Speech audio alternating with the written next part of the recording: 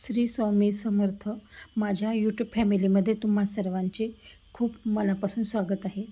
मी आज बटाटा आणि वाटाण्याची भाजी करणार आहे.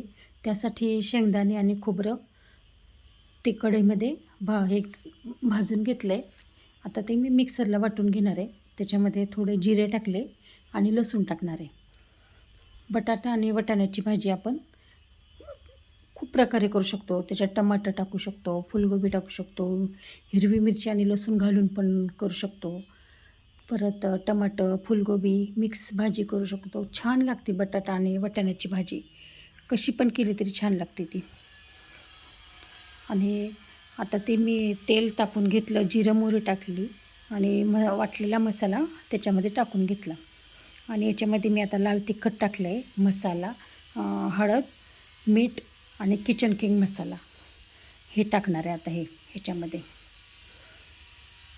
छान मग आणि हे परतून घेणार आहे. आता थोडंसं गरम पाणी टाकून घेतलं आहे जेणेकरून आपला मसाला जळणार नाही म्हणून.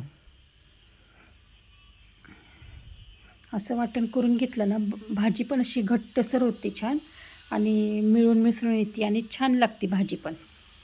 त्याच्यामध्येच मी आता बटाटा आणि वाटाणा टाकून घेणार आहे.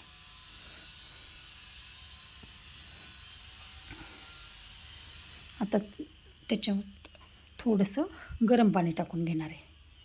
आपल्याला जेवढी भाजी करायची ना तेवढं आपण गरम पाणी टाकून घ्यायचं.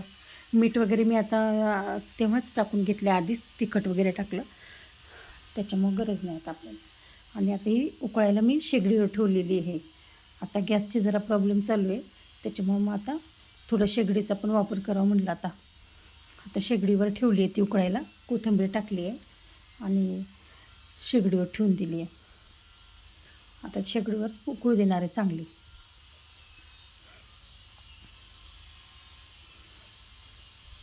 छान शिजत आली बघा. आता आपली भाजी घट्ट होती अशी भाजी. आपण हे केलं ना वाटून, पाणी घालून वाटून केलं ना, भाजी पण आपली छान अशी घट्टसर होती. छान ती बघा किती मस्त होती, अशी घट्ट घट्ट होती भाजी छान. थोड्या आपण आता याला शिजू देऊया आणि मग शेगडी बंद करूया थोड्या वेळाने. चांगली शिजली, आता शिजत आली आहे चांगली. आता शेगडी बंद करून टाकूया. शिजली आता आपली भाजी, मस्त झाली आहे.